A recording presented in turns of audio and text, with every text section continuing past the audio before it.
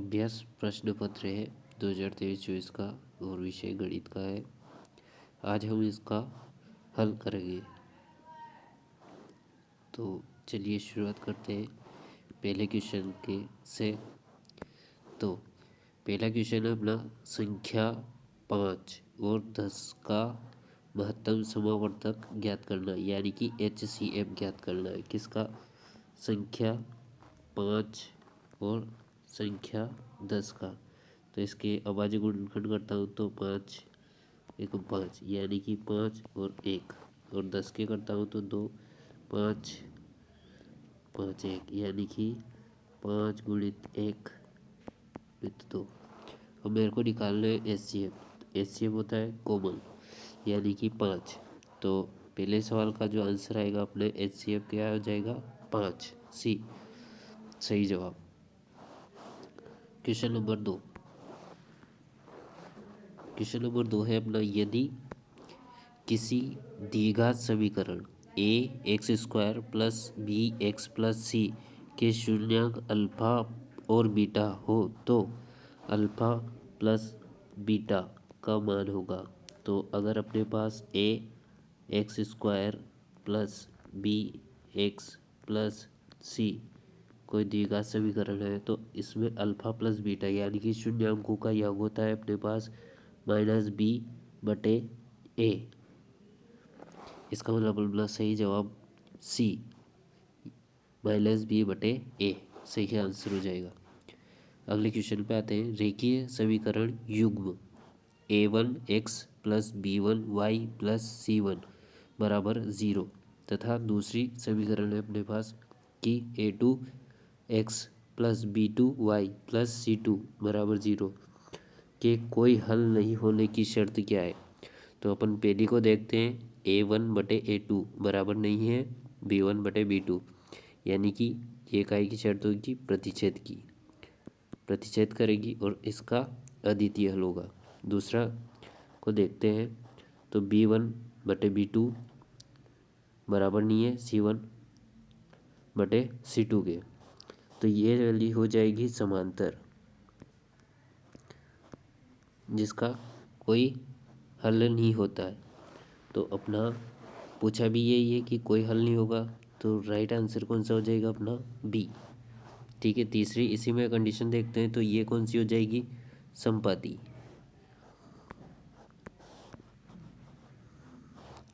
आगे चलते हैं क्वेश्चन नंबर 4 पर।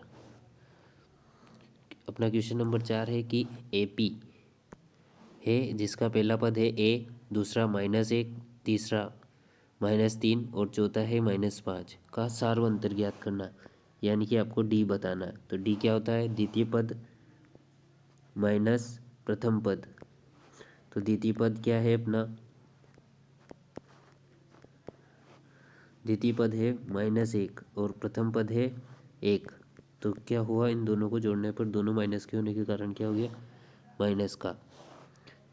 माइनस के 2।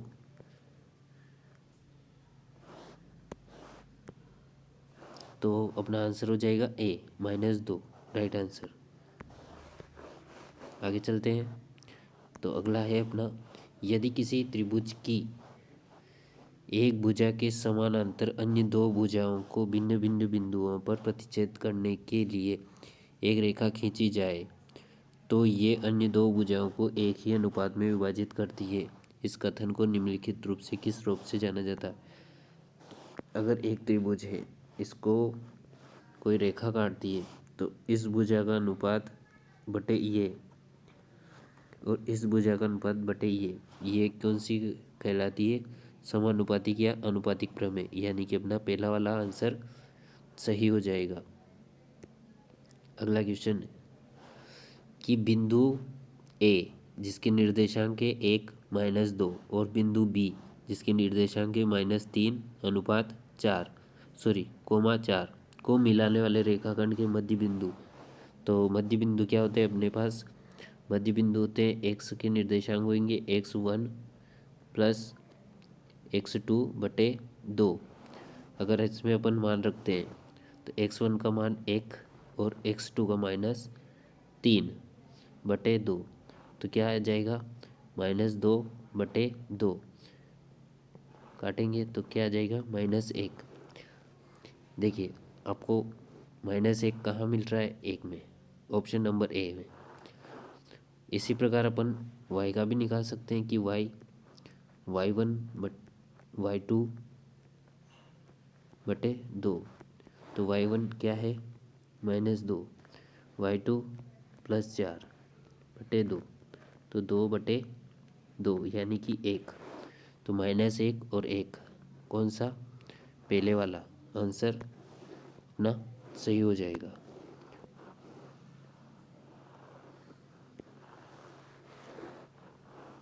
अगले क्वेश्चन में आते हैं अपन, क्वेश्चन नंबर 2। क्वेश्चन नंबर 2 है, रिक्त स्थानों की पूर्ति कीजिए। पहला है 3√2 एक खाली स्थान संख्या है। ऑप्शन है अपरिमेय या परिमेय। तो अंडर रूट के अंदर अभाज्य संख्या आती है तो वो सारी काय में जाती है, अपरिमेय में, यानी कि 3√2 एक अपरिमेय संख्या है। इसी में दूसरा क्वेश्चन है, यदि px एक द्विघात बहुपद है तो px बराबर 0 को क्या कहेंगे, द्विघात समीकरण कहेंगे। अपन दो घात की है तो द्विघात समीकरण कहेंगे। किसी द्विघात समीकरण के मूल यदि वास्तविक और समान हो तो d बराबर होता है 0। विविक्तकरण d बराबर 0 होगा। समांतर श्रेणी a+d, a+2d, a+3d का 10वां पद, तो इसके लिए अपने पास सूत्र होता है क्या, a+n-1 और d। तो देखें तो पहला पद तो a ही है, n अपने को कौन सा निकालना है, 10वां, -1 और d यानी कि डिफरेंस वही दे रखा है d। तो इसको सोल्व करेंगे तो 10 - 9 और d यानी कि a + 9d इसका 10वां पद हो जाएगा।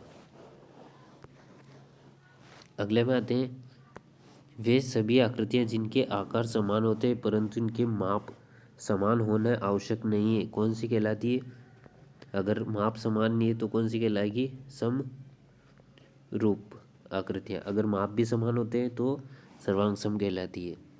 बिंदु, कौन सा बिंदु है, 0 और 4। अगर मैं इसको लाई करके देखता हूँ तो ये कहाँ जाता है, 0, x का मान 0 और y का 4 यानी कि यहाँ आता है। तो ये कौन से अक्ष पर आ जाएगा, y अक्ष पर आ जाएगा।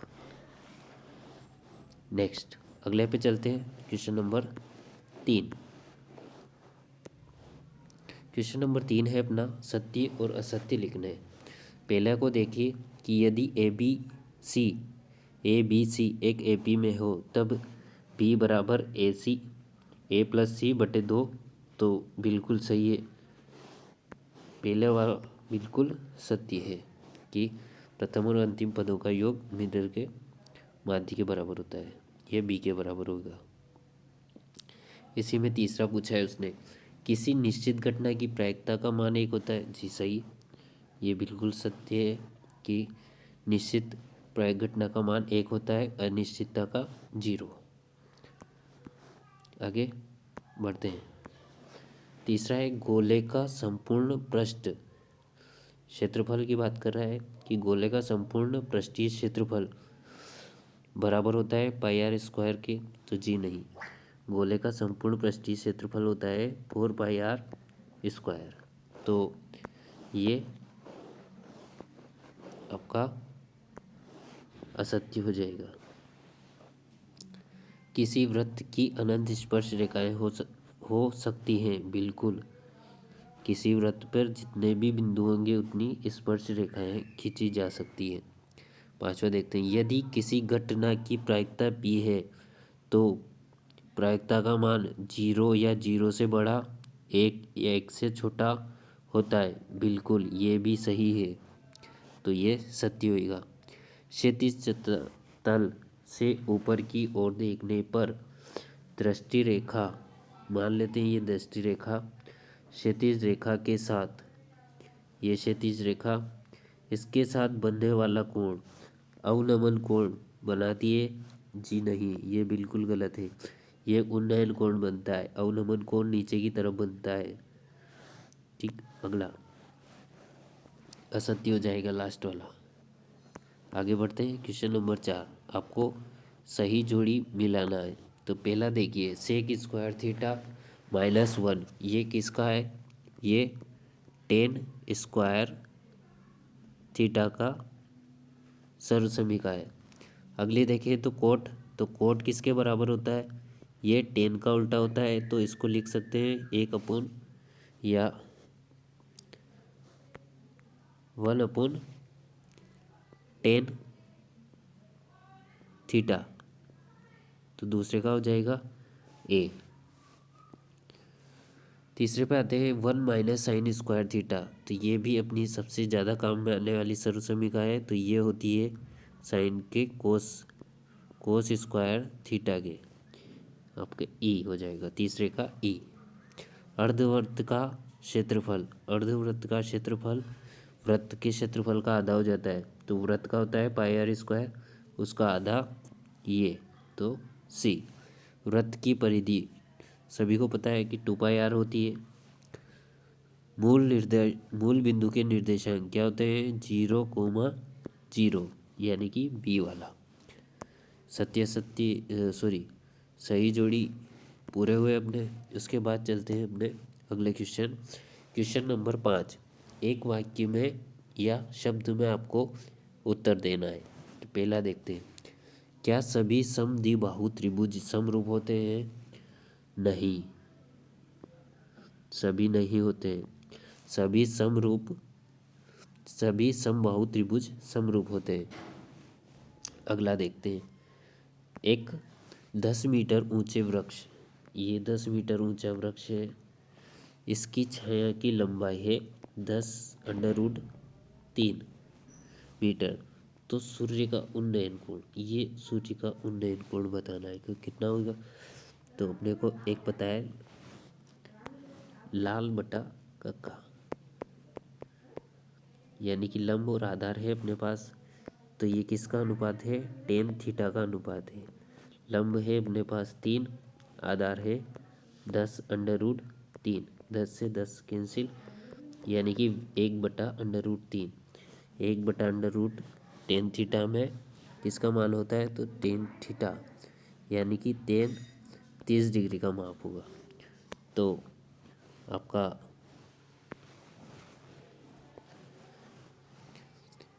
दूसरे का आंसर हो जाएगा क्या?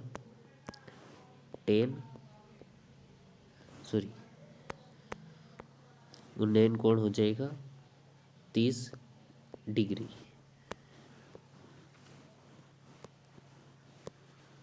अगला, द्विघात समीकरण ax² - bx + c = 0 के विविक्तीकर का सूत्र लिखिए, यानी कि डी बताना है आपको। तो डी हो जाएगा आपका b² - 4ac, ये इसका विविक्तीकर डी हो जाएगा। चौथा, वृत्त की एक छेदक रेखा वृत्त को कितने बिंदुओं पर का प्रतिच्छेद करती है? ये वृत्त की एक छेदक रेखा, तो आपको जैसा दिख ही रहा है, कितने बिंदुओं पर प्रतिच्छेद करेगी? 2 बिंदुओं पर प्रतिच्छेद करेगी, एक ये एक ये। बढ़ते हैं आगे। इसी शंकु के आयतन का सूत्र, तो शंकु के आयतन का सूत्र हो जाएगा आपका 1/3 πr²h, ये शंकु के आयतन का सूत्र हो जाएगा। बात करते हैं अगले क्वेश्चन की। 3, 3, 4, 5, 5 संख्याओं का आपको बताना है माध्य, समांतर माध्य। तो समांतर माध्य निकालने के लिए आप राशियों को जोड़ सकते हो। जोड़ने के राशियों की संख्या, तो fx/σf, तो सिग्मा fx हो जाएगा आपका कितना?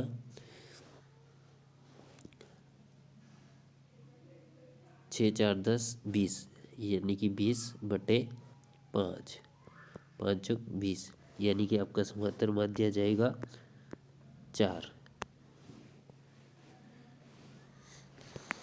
आगे बढ़ते हैं। क्वेश्चन नंबर 6 कि आपको एचसीएफ दे रखा है दो संख्याओं का 306 657 का एचसीएफ है 9 और एलसीएम ज्ञात करना है 306 657 का। तो अपनों ने पढ़ा है कि संख्याओं का गुणा बराबर होता है एचसीएफ गुणा एलसीएम। ये गुणनफल के बराबर होता है 306 इंटू 657। अब मेरे को दे रखा है एचसीएफ कितना 9, तो एलसीएम इस 9 का इधर कर दूंगा मैं पक्षांतर, तो ये गुणा में इधर जाएगा तो बटे में, तो 306 इंटू 657 बटे 9।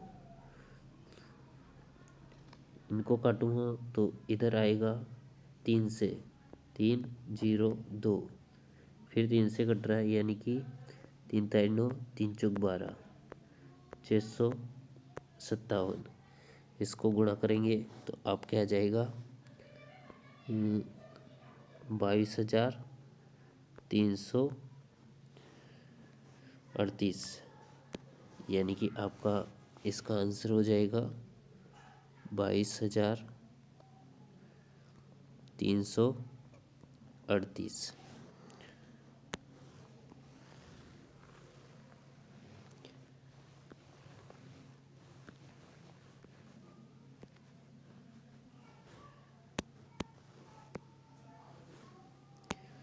चलिए आगे चलते हैं।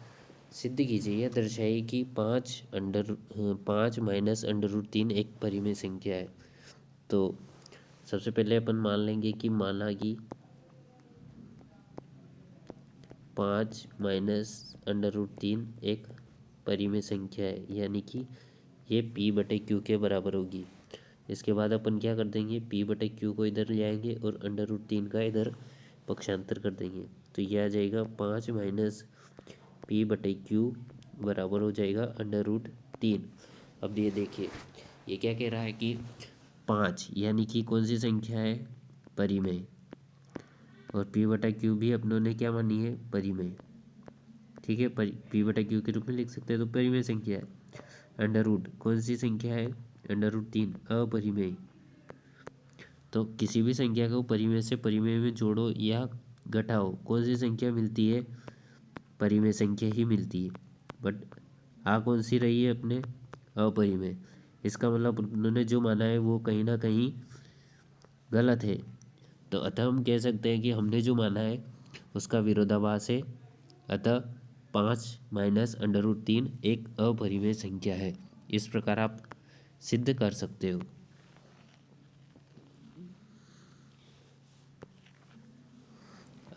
आगे बढ़ते हैं अगले क्वेश्चन में। क्वेश्चन नंबर 7 कि 7,429 को अभाज्य गुणनखंडों के रूप में व्यक्त कीजिए। ठीक है, करते हैं। तो सबसे पहले इसके अभाज्य गुणनखंड निकालते हैं 7,429 के। भाग देखते हैं।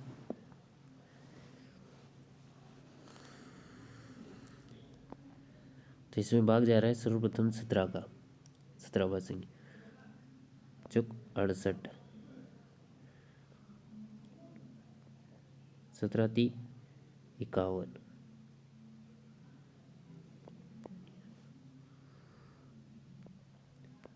17 × 7 = 119। 17 का फिर से नहीं जा रहा, अगला देंगे 19 का। 19 दूना 38, 38 5 बचे, 19 × 57 23। तो इसके 7,429 के अभाज्य गुणनखंड हो जाएंगे 17 इंटू 19 इंटू 23। आगे चलते, अभाज्य गुणनखंड विधि द्वारा 12, 15, 21 के HCF बताने। ये 12, 15 और 21 इसके सबसे पहले अभाज्य गुणनखंड करते हैं तो 6, 2 का फिर से 3, 3 इधर 3, 5, 5 1, 3 7 7 1। अब देखिए क्या ज्ञात करना, एचसीएफ, तो यानी कि मिनिमम घात जो सभी में उपस्थित हो। तो 2 की घात किसी में नहीं है, मेरे पास है 3 की मिनिमम घात कितनी, 3 की घात 1 जो मेरे को तीनों संख्याओं में दिख रही। अतः इसका एचसीएफ कितना आ जाएगा, 3। आगे बढ़ते हैं क्वेश्चन नंबर 8 पे। एक द्विघात बहुपद ज्ञात कीजिए जिसके शून्यांकों का योग, यानी कि अल्फा प्लस बीटा दे रखा है मेरे को, अल्फा प्लस बीटा -3 और अल्फा इंटू बीटा कितना, 2। और इससे मेरे को द्विघात समीकरण बनानी है। तो जैसा कि x square minus alpha plus beta x plus alpha into beta, ये द्विघात समीकरण होती है। तो अल्फ़ा माइनस बीटा का मान मेरे को दे रखा है, तो ये minus alpha plus beta -3 x plus alpha into beta 2 बराबर 0। तो मेरे पास समीकरण क्या आ जाएगी, मेरे पास समीकरण आ जाएगी एक्स स्क्वायर माइनस माइनस +3 +2 बीच में एक्स, 3x + 2 बराबर 0।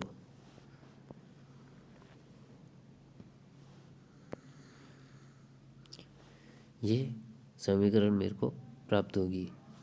उसके बाद क्या बोल रहा है वो अगले इसी के अथवे में, द्विघात बहुपद 3x² + 4x - 4 के शून्यांक ज्ञात कीजिए। तो आप इसको सीधे द्विघात सूत्र में रख के, क्योंकि उसने विधि का बोला नहीं है, तो डायरेक्ट आप द्विघात सूत्र में रख के x का मान निकाल सकते हो, शून्यांक। तो क्या आ जाएगा, x बराबर -b plus minus under root b का स्क्वायर -4ac बटे 2a। तो -b यानी कि 4 प्लस माइनस 4 का स्क्वायर 16 माइनस 4a 3 c का माइनस 4 2 इंटू 3।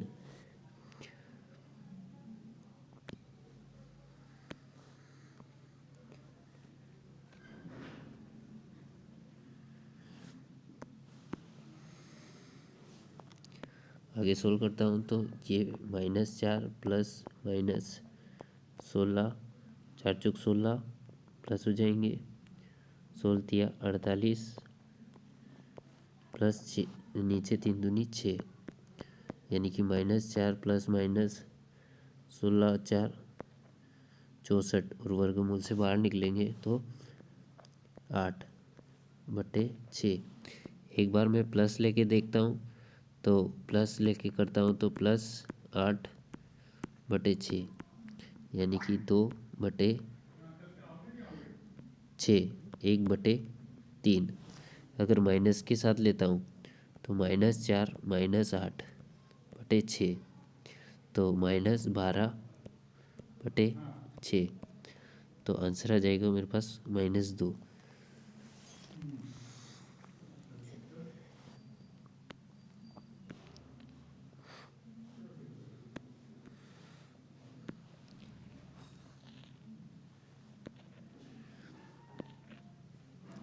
तो इसके शून्यांक आ जाएंगे मेरे पास -2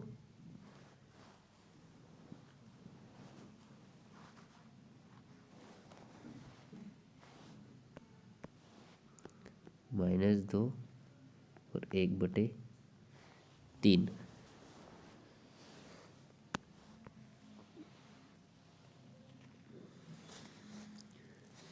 अगला क्वेश्चन 9, 4u² + 8u के शून्य ज्ञात करना है। तो मैं इसमें से u को कॉमन ले लेता हूँ, तो u तो शेष रह जाएगा 4u प्लस 8u बराबर 0।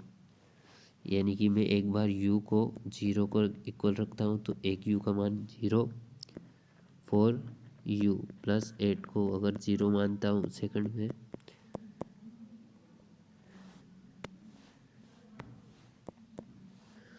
तो 8 का उधर पक्षांतर करने पर -8 और 4 का भी करने पर तो आ जाएगी -2। तो इसका आंसर आ जाएगा मेरे पास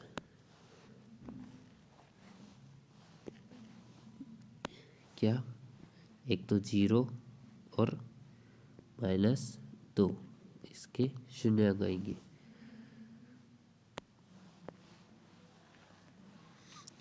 इसके अथवा में है द्विघात बहुपद 4x² प्लस 5x माइनस 6 के शून्यांकों का गुणनफल। तो अगर मेरे पास समीकरण है ax² minus plus bx plus c बराबर 0, तो अल्फा प्लस बीटा अपने को शून्यांकों का गुणनफल पूछा है, यानी कि अल्फा इंटू बीटा जो होता है अपने पास c बटे a। तो c क्या है अपने पास इस समीकरण में, a का मान है अपने पास 4, b का मान है 5, c का मान है -6। तो c -6 बटे 4, तो -3 काटने के बाद -3 बटे 2। तो आपका इसका आंसर हो जाएगा अथवा वाले का -3 बटे 2। आगे बढ़ते हैं। 3 बल्लों और तथा 6 गेंदों की कीमत 3,900 है तथा एक बल्ले और 3 गेंदों की कीमत है 1,300। तब आपको बताना है कि बीजगणितीय समीकरणों का निर्माण कीजिए। तो क्या मैं मान लेता हूँ कि माना कि बेट बल्ले की कीमत कितनी है x, और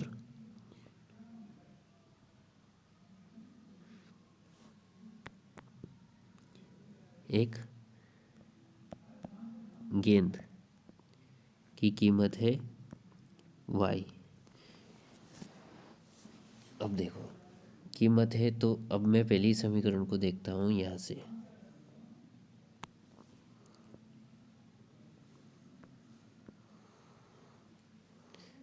तो 3 बल्ले यानी कि 3 इंटू एक्स प्लस 6 गेंदे यानी कि 6 इंटू वाई बराबर कितना आना चाहिए मेरे पास 2,900 3,900 रुपये। तो मेरे पास पहली समीकरण ये बन गई। इसका सरलतम रूप देखूं तो 3 का भाग जा रहा है तो x प्लस 2y, 3 का भाग देने पर 3 एकम 3, 3 तारी 9, 0। तो मेरे पास पहली समीकरण ये बन के आती है। दूसरी की बात करता हूँ मैं। क्या एक बल्ले यानी कि x प्लस 3 गेंदे यानी कि 3y बराबर कितना होना चाहिए 1,300। तो इसमें किसी का भाग जा नहीं रहा। मेरे पास दूसरी समीकरण ये हो जाएगी, पहली ये दूसरी ये। अगले पे चलते हैं। देखिए इसका अथवा वाला कि आपको एक दे रखा है कि y बराबर mx प्लस 3।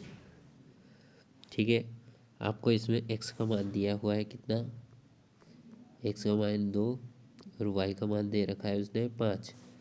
तो इस मान को आप रख के m का मान निकाल सकते हैं। y का मान 5, x का मान कितना -2, m की जगह m प्लस 3। 3 का इधर कर देंगे पक्षांतर, तो 5 माइनस 3 बराबर -2m। तो इधर 2 बचे, -2m, तो 2 से 2 कैंसिल, ये माइनस इधर होगा तो आ जाएगा आपका m बराबर -1। तो इसका आंसर हो जाएगा आपके अथवा वाले का -1।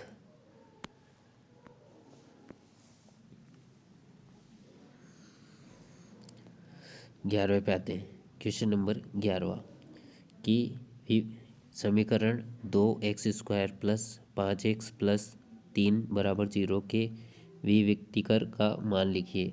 यानी कि बताना है आपको d, और d क्या होता है? d होता है b² माइनस 4ac। देखें समीकरण को देखें तो इसमें आपको a कितना दिया हुआ है? a दिया हुआ है उसने 2, b दिया हुआ है 5 और c दिया हुआ है 3। तो मान रख देंगे b यानी कि 5 का स्क्वायर -4, a 2, c का मान 3,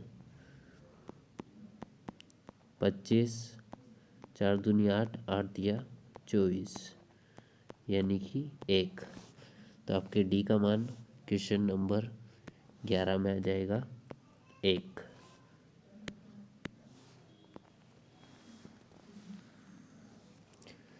इसी का अथवा वाला जांच कीजिए कि 2x माइनस 1 कोष्टक में x माइनस 3 बराबर है 1 कोष्टक x प्लस 5 कोष्टक बंद कोष्टक x माइनस 1 द्विघात समीकरण है कि नहीं है। तो आपको इसको सोल्व करने पड़ेगा। तो सबसे पहले इसको 2x का x के साथ गुणा करता हूँ तो क्या आता है 2x², फिर 2x का 3 के -3 के साथ तो 6x, -1 का x के तो -x, -1 का -3 के साथ तो +3। ये लेफ्ट हैंड साइड। अब राइट हैंड साइड को सोल्व करते हैं तो x का x के साथ x², x का माइनस के साथ तो -x, 5 का x के साथ तो 5x और +5 का -1 के साथ तो -5। अब देखिए ये x² उठ के इधर गया तो 2x² माइनस x² कितना बचा x², यानी कि x का घात 2 बच रही है। इसका मतलब अपन यहाँ से कह सकते हैं कि यह द्विघात समीकरण है। हाँ, यह एक द्विघात समीकरण रहेगी। आगे चलते हैं क्वेश्चन नंबर 12 पर। AP के प्रथम 4 पद लिखिए जबकि A है -1.25, सार्वंतर है -0.25 या 25। कितने पद लिखने हैं? 4। किसके? AP के। AP के तो लिखते हैं क्या करेंगे A प्लस D। ए है अपने पास -1.25 और डी भी प्लस की जगह माइनस आ जाएगा 0.25, यानी कि अगला आपका पद हो जाएगा आपका एक, दोनों माइनस के तो जुड़ जाएंगे 1.5 माइनस के, तो आपका प्रथम पद यानी कि सेकंड वाला पद आ जाएगा। क्या आ जाएगा सेकंड वाला पद? ये सेकंड। उसके बाद चलता हूँ थर्ड। तो सेकंड में मैं क्या करूँगा? डी, यानी कि -1.5 मैं फिर से जोड़ूँगा D.25, तो थर्ड पद आ जाएगा -1.75। ये तीसरा पद आ जाएगा। उसके बाद मेरे को 4 निकालने हैं, 2 निकले हैं तो चौथा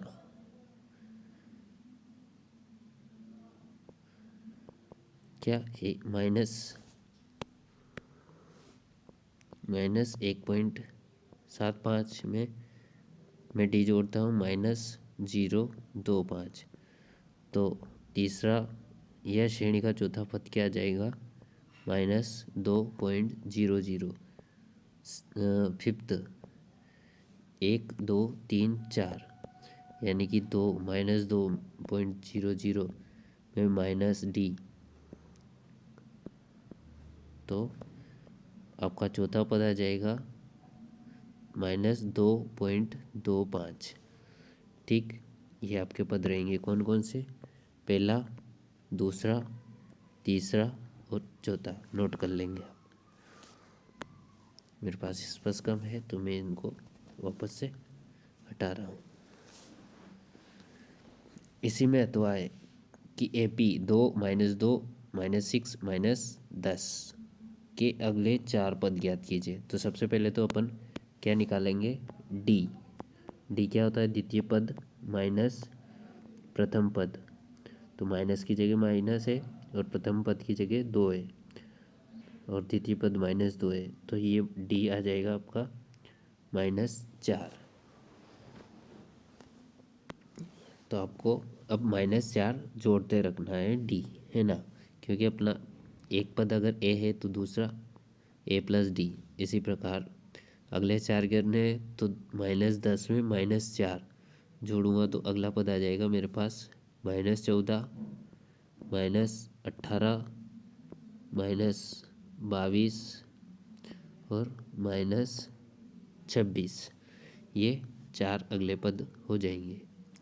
सवाल नंबर अगले पे आता हूँ 13वां है अपनी खेल प्रमेय या समानुपातिक प्रमेय से। तो जैसे कि मैं मध्य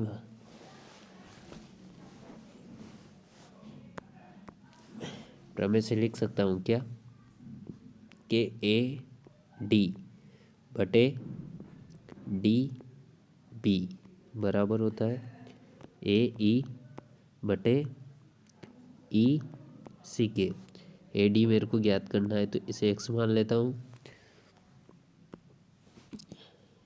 DB है 7.2 बराबर AE 1.8 और नीचे है शायद 5.4।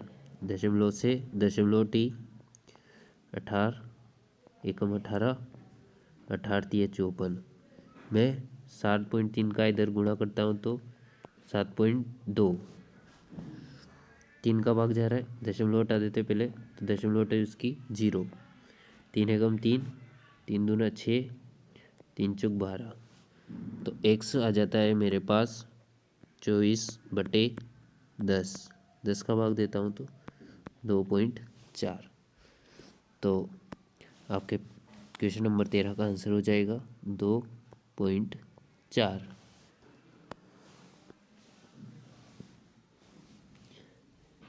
देखिए इसी का अथवा वाला देखते हैं। अथवा वाला में क्या दे रखा है कि लंबाई 6 मीटर ऊंचे एक ऊर्ध्वाधर स्तंभ, ये 6 मीटर ऊंचा स्तंभ है, इसकी छाया है 4 मीटर की। ठीक है, उसी समय मीनार की छाया की लंबाई। ठीक है, अब देखिए कितनी है 28 और आपको मीनार की ऊंचाई ज्ञात करनी है। तो सबसे पहले तो देखिए क्या कि ये दोनों त्रिभुज ABC, इसे नाम दे देते PQR। तो ABC त्रिभुज ABC समरूप होगा त्रिभुज PQR के। होगा कि नहीं होगा, अगर नहीं होगा तो होगा तो कैसे होगा। तो देखिए इस वाले में कोण C ऊर्ध्वाधर खड़ी है, यानी कि ये कोण, ये वाला कोण 90 डिग्री का, और यहाँ भी मीनार सीधी खड़ी है तो ये भी 90 डिग्री का। यानी कि मैं लिख सकता हूँ कोण C बराबर कोण R बराबर 90 डिग्री। आगे चलूँ, आगे चलते हैं तो देखिए अब सूर्य का उन्नयन कोण एक समय पे एक ही रहेगा, यानी कि अगर 30 डिग्री है तो 30 डिग्री इधर ही रहेगा, यानी कि मैं लिख सकता हूँ कोण बी बराबर कोण सी, कोण क्यू कॉमन लिख सकता हूँ और उन्नयन लिख सकता हूँ। दो कोण बराबर है अतः ये दोनों त्रिभुज क्या होंगे, समरूप होंगे। अगर समरूप है तो मैं थेल्स प्रमेय लगा सकता हूँ। क्या थेल्स प्रमेय है कि ए सी बटे बी सी बराबर होगा पी आर बटे क्यू आर। ए सी कितना 6, बी सी 4 बराबर पी आर एक्स और क्यू आर 28। तो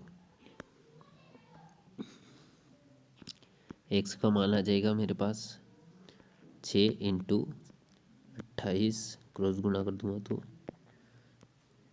4, 4 एकम 4, 4 सतो 28 और 6 सातों 42। तो मेरे पास एक्स का मान क्या आया 42 मीटर। मीनार की ऊंचाई हो जाएगी 42 मीटर।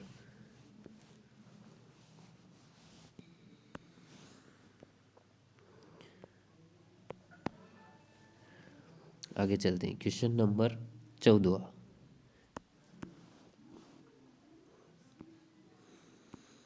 क्वेश्चन नंबर 14 कि यदि बिंदु ए जिसके निर्देशांक है 6.1 और बिंदु बी जिसके निर्देशांक है 8,2, बिंदु सी 9,4, बिंदु डी जिसके निर्देशांक है P,3 एक समांतर चतुर्भुज के शीर्ष इसी क्रम में है, यानी कि एक समांतर चतुर्भुज है।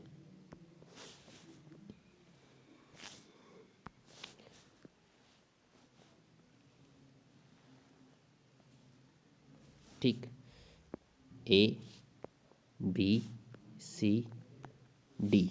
ए को मान लेता हूँ मैं 6, 1, इसके निर्देशांक 8, 2, सी के 9, 4 और डी के P3 निर्देशांक। अब समांतर चतुर्भुज के जो विकर्ण होते हैं बी डी और ए सी ये एक दूसरे को समद्विभाजित करते हैं।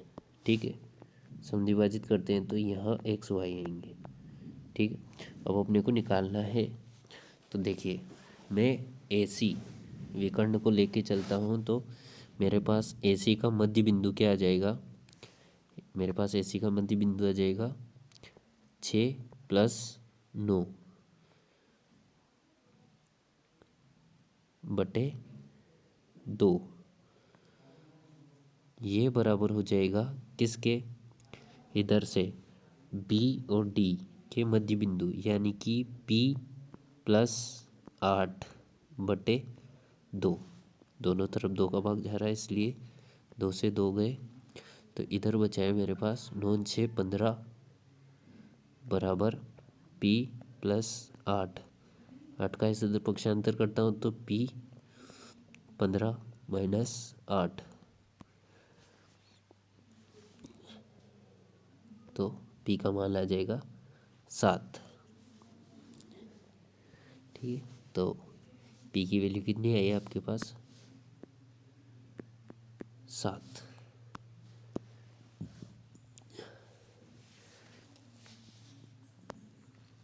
इसी का तो वाला क्वेश्चन है कि बिंदु A, B और -A - B के बीच की दूरी।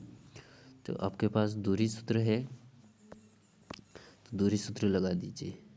दूरी क्या होता है x2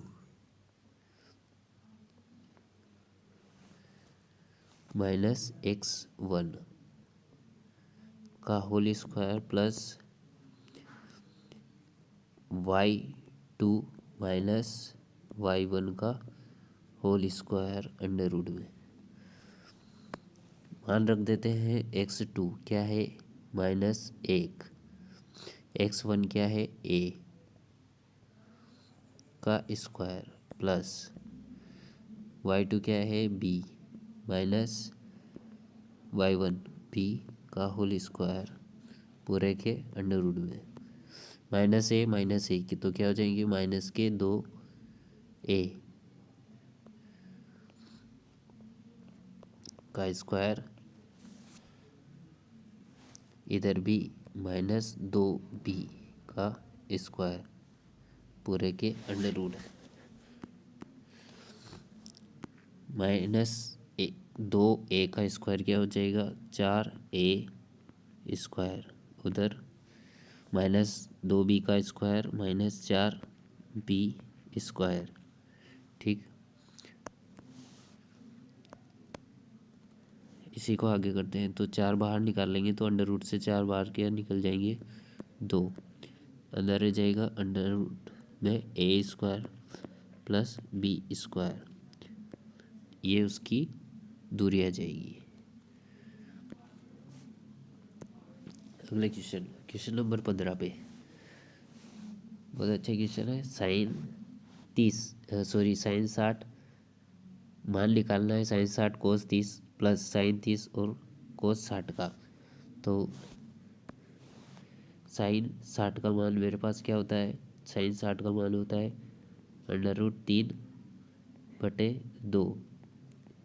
कोस 30 का मान भी होता है मेरे पास √3/2 और बीच में प्लस साइन 30 का मान होता है 1/2 कोष्टक, कोस 60 का मान भी 1/2, गुणा करना है 3√3 3, नीचे 4 प्लस 1 × 1 4, यानी कि 4/4, तो 4 एकम 4, यानी कि आपके पहले का आंसर आ जाएंगे 1।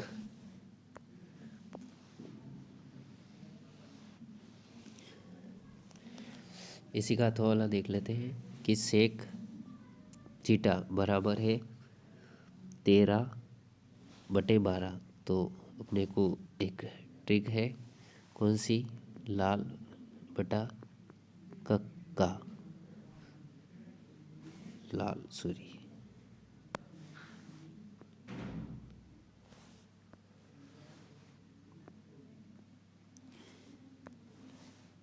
लाल। अब देखिए यह साइन कोस और टेन, और कोस का उल्टा होता है सेक, यानी कि इधर से। तो मेरे पास सेक थीटा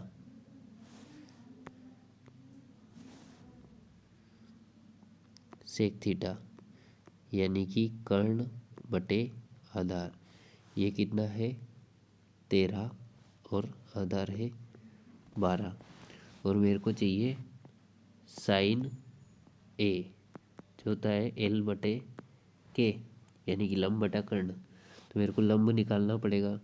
तो कर्ण है मेरे पास 13, आधार है 12, तो लंब आ जाएगा आपका 5। पाइथागोरस प्रमेय लगा के निकालिएगा तो लंब आ जाएगा 5। तो साइन लंब 5, कर्ण कितना है 13, तो ये माना जाएगा आपका साइन ए का, साइन थीटा देगा यहाँ सही कर लेना, साइन थीटा कितना 5/13।